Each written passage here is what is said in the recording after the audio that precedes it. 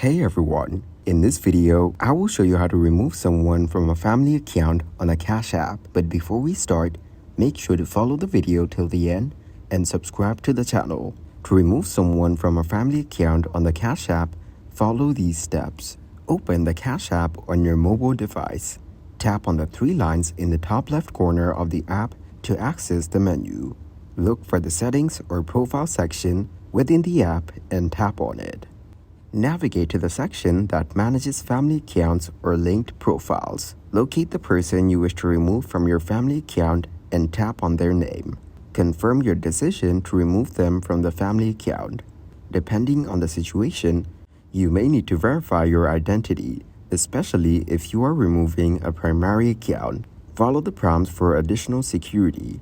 After completing these steps, the person will be removed from your family account on Cash App, and you will remain the single user of your Cash App account.